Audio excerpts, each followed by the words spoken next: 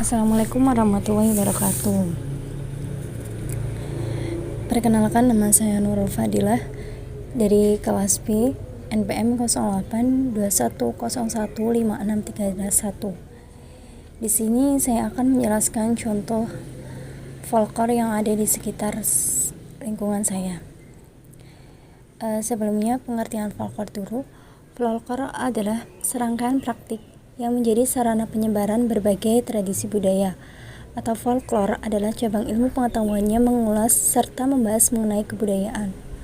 Dan folklore sendiri artinya yaitu folk, artinya sekumpulan manusia dengan ciri-ciri fisik, budaya, serta sosial yang sama sehingga dapat kenali dari kelompok lain.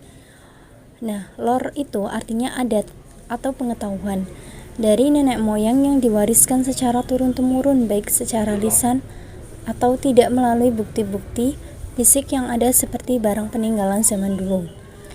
Nah, kesimpulannya adalah folklore itu sekelompok orang yang mempunyai tradisi yang diakui oleh bersama atau serta diwariskan ke setiap generasinya. Nah, saya di sini akan menjelaskan contoh dari folklore yang ada di lingkungan saya. Dari data yang sudah saya kaji atau dari data pada penelitian, dan inilah ada salah satu narasumber, ibu Nisa yang tahu tentang tingkepan, dan dulu beliau juga melakukannya upacara tingkepan. Akan Ibu Nisa bisa menjelaskan tentang tingkepan yang Anda pernah lakukan. Orang hamil sudah menginjak 5 bulan atau 7 bulan biasanya ditengkepi. Tingkepan itu maksudnya agar mendoakan si bayi dan ibunya sehat dan selamat. Di dalam tingkepan itu ada walimahan. Pertama buat rujak-rujak, kedua ada walimahan, terus di dalam walimahan itu ada cengkir yang ada banyu kembang. Cengkirnya dimasukkan yang sudah ditulisi huruf Arab, terus setelah itu dimasukkan ke air bunga, terus ada acara kayak apa, Siraman. Setelah walimahan, lalu air bunganya dan cengkirnya itu air bunganya untuk mandi dan cengkirnya itu dimasukkan ke dalam perut, ke dalam perut, ke dalam baju, terus diperocolkan, butuh berocol begitu. Nah, masyarakat Jawa masih banyak yang melakukan tradisi ini karena makna di dalamnya begitu dalam. Maknanya itu begitu luas.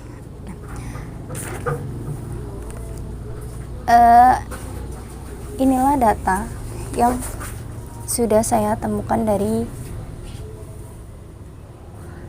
pendapat-pendapat orang lain tentang tingkepan.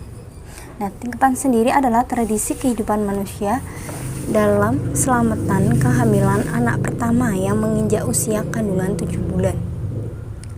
Nah, sejarahnya dulu tingkepan itu kisah sepasang suami istri bernama Ki Setia dan Nyi Santingkep. Itu mereka berdua menjalankan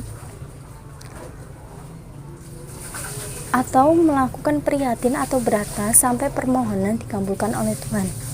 Karena dulu mereka mempunyai anak yang ditimpa nasib, Raja memberi petunjuk supaya Nyai Santingkep pada hari Tumbak, Rabu, dan Buddha harus mandi air suci dengan gayung tempurung kepala atau batok.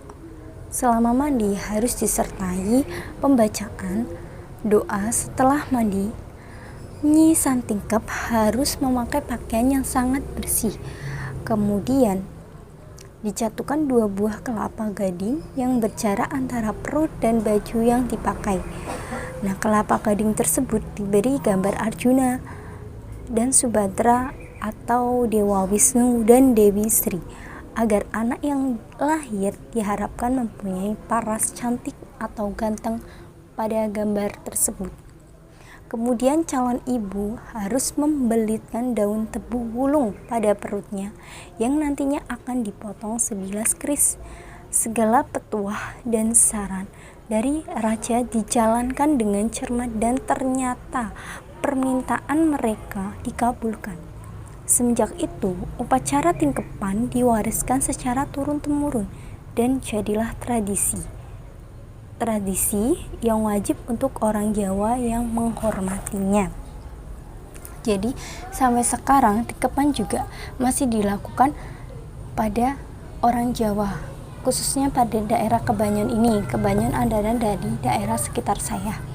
Nah, di daerah Kebanyon, tingkepan itu tujuannya untuk mendoakan bayi yang dikandung agar terlahir dengan normal, lancar, dan dijauhkan dari berbagai kekurangan dan budaya, agar keselamatan janin dan juga ibu janin. Harus ada upacara tingkepan. Nah, kegiatannya itu yang pertama siraman atau memandikan calon ibu oleh 7 sepuh, bisa bapak, ibu, mertua, nenek, dan keluarga terdekat.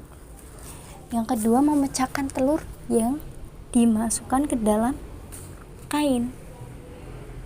Berarti telurnya itu dimasukkan ke dalam kain lalu dipecahkan. Yang ketiga, membelah kelapa yang digambar. Yang keempat, pada malam hari biasanya itu pembacaan doa surat Yasin, terus surat Yusuf, terus pembacaan Al-Quran yang lainnya, dan juga sedekah. Alat dan bahan yang dilakukan pada saat upacara tingkepan: yang pertama ada nasi tumpeng, yang kedua ada jajanan pasar, yang ketiga ada keleman itu ada ubi jalar, kentang, tela-tela, singkong, kayak itu. Yang keempat ada rujak itu biasanya memakai buah-buahan. Nah, itulah sekilas dari penelitian data tradisi tingkepan di lingkungan saya, yaitu di Desa Kebanyon. Cukup sekian dan terima kasih. Mohon maaf apabila ada kata-kata yang kurang jelas. Wassalamualaikum warahmatullahi wabarakatuh.